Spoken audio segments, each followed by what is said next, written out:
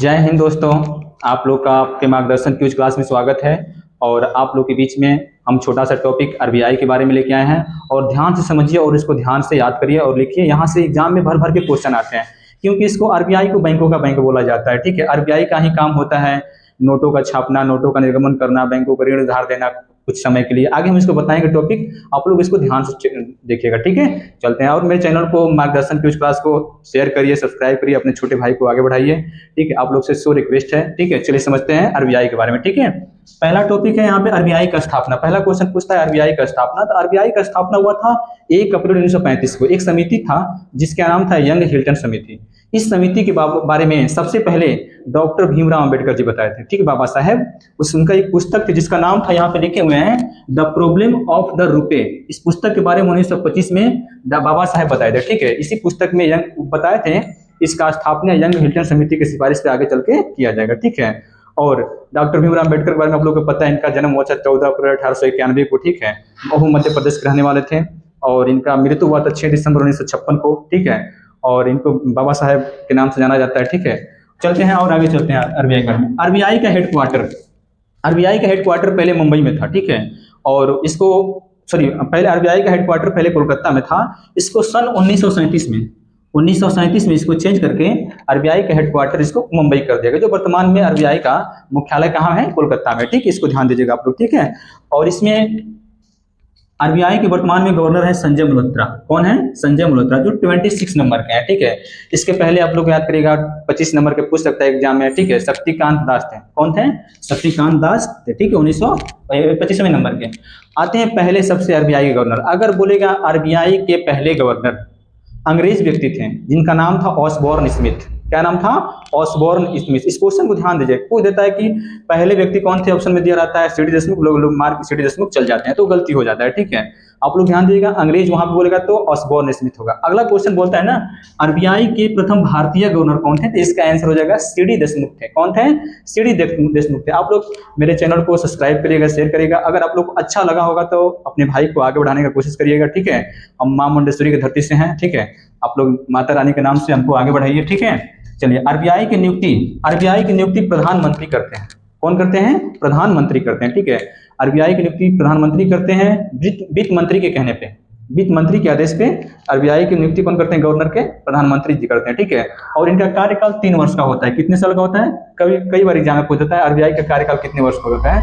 इसमें 3 वर्ष का होता है। ठीक है, आप लोग ध्यान दीजिएगा इसको। ठीक है, आरबीआई के राष्ट्रीयकरण, इसमें पूछ देता है आरबीआई का राष्ट्रीयकरण। आप लोग डेट याद करिएगा। डेट को क्यों याद करना जरूरी है कि आप देखिए एग्जाम धीरे धीरे बहुत टफेस्ट हो जा रहा है। ठीक है, और आप लोग डेट इसलिए याद करिए कि डेट पूछ देता है 1949 में सब में दे देगा। अब 1 अप्रैल ऐसे करके कोई डेट देगा तो आप लोग इसका राष्ट्रीयकरण 1 जनवरी 1949 याद करेगा और स्थापना 1 अप्रैल 35। अगर स्थापना बोलेगा 1 अप्रैल 35, राष्ट्रीयकरण बोलेगा तो 1 जनवरी 1949। इसको आप लोग को ध्यान देना है। ठीक है, चलिए अगला क्वेश्चन पूछते हैं। आरबीआई के देखिए प्रतीक चिन्ह, इसमें देखिए एक ताड़ का वृक्ष है। आरबीआई का जो प्रतीक चिन्ह है इसमें ताड़ का एक वृक्ष है, उसमें रॉयल बंगाल टाइगर का भी फिगर। ठीक है, आप लोग ध्यान दीजिएगा। और हम लोग का भारत का राष्ट्रीय जंतु क्या है? बंगाल टाइगर ही है। ठीक है, जिसका नाम होता है पूछ देता है कभी कभी उसका नाम पूछ देता है, जिसको बोलते हैं वैज्ञानिक नेम। ठीक है, बाघ का होता है पैंथरा टाइग्रिस होता है। क्या होता है? Panthera Tigris. और इसका पूछ देता है शेर का पैंथरा लियो होता है। जिसे हम लोग का मान लीजिए राष्ट्रीय पक्षी मोर है, उसका पूछ देता है पाओ क्रिस्टस। 1963 में राष्ट्रीय पक्षी को दर्जा दिया गया था। ठीक है, ये भी ध्यान दीजिएगा आप लोग। ठीक है, चलिए अब अगला क्वेश्चन चलते हैं। आरबीआई का लेखा वर्ष 1 जुलाई से 30 जून। आरबीआई का लेखा वर्ष 1 जुलाई से 30 जून, इसको ध्यान दीजिएगा। ठीक है, और अगला क्वेश्चन लिखे हैं आरबीआई के कौन से गवर्नर थे जो वित्त मंत्री भी रहे हैं आगे चल के?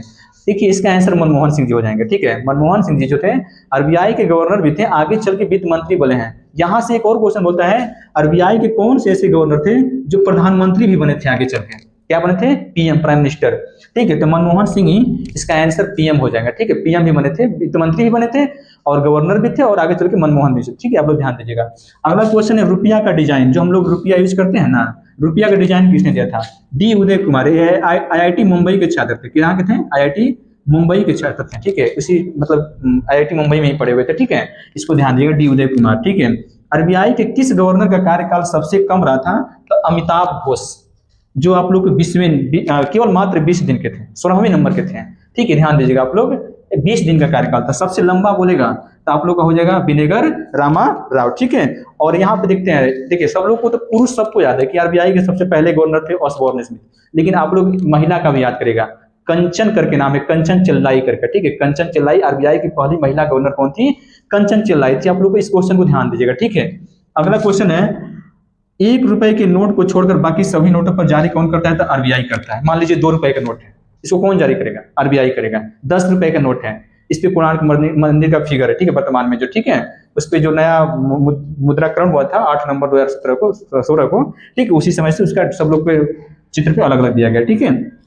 1 रुपए से कम बोलेगा चाहिए 1 रुपए पे तो वित्त सचिव का होता है, ठीक है। इस क्वेश्चन को ध्यान दीजिएगा।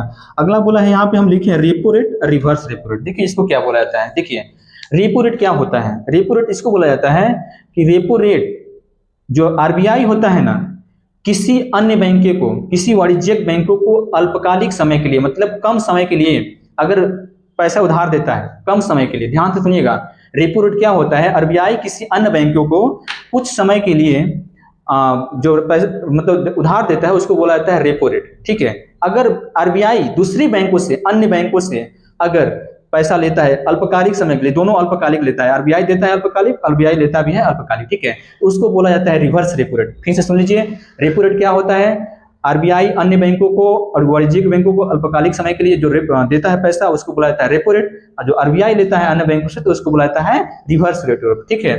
आप लोग ध्यान दीजिएगा इसको। और इस यहाँ पे क्वेश्चन बोलता है ना आरबीआई के बारे में, जो बाबा साहब जी थे उनका बहुत योगदान था, ठीक है। आप लोग ध्यान दीजिएगा, वही पहली बार सुझाव दिए थे। और इसमें एक देखिए यहाँ पे आरबीआई क्वेश्चन बोलता है ना, जैसे 2000 के नोट पर क्या है, जब 8 नवंबर 2017-16 को जब मोदी जी विमुद्रीकरण किए थे तो उसमें बोलता है कि अलग अलग नोट आए थे, जैसे 2000 आया था जो वर्तमान में बंद हो गया है, उसमें मंगलयान का फिगर था, 100 रुपया पे रानी की वाव था, 200 पे सांची का स्तूप था, 20 रुपए पे हम्पी का खंडहर था, 10 रुपए पे कोणार्क मंदिर था। ये सब आप लोग ध्यान दीजिएगा, ठीक है। शायद नहीं, 20 रुपया पे एलोरा था, 50 रुपए पे हम्पी का खंडहर था। आप लोग इसको ध्यान दीजिएगा, ठीक है। ऐसे ही कर करके मेरा हर एक दिन आरबीआई का जो गया, कल दूसरा टॉपिक हो जाएगा। पर डे आप लोग के बीच में मेरा क्वेश्चन आते रहेगा, ठीक है। और मेरे चैनल को आप लोग से रिक्वेस्ट है, मेरे चैनल को सब्सक्राइब करिए, शेयर करिए, अपने छोटे भाई को आगे बढ़ाइए। मां मुंडेश्वरी की पावन धरती से मैं शशि प्रकाश यादव और मार्गदर्शन क्यूज की तरफ से आप लोग को डेली, अब देखिए कुछ ही दिनों में हम लोग क्या नाम है कि क्विज स्टार्ट करने वाले हैं, शाम में होगा, ठीक है। और इस पे आप लोग तहे दिल से जुड़िए और हमको आशीर्वाद दीजिए, हम आगे बढ़े, ठीक है।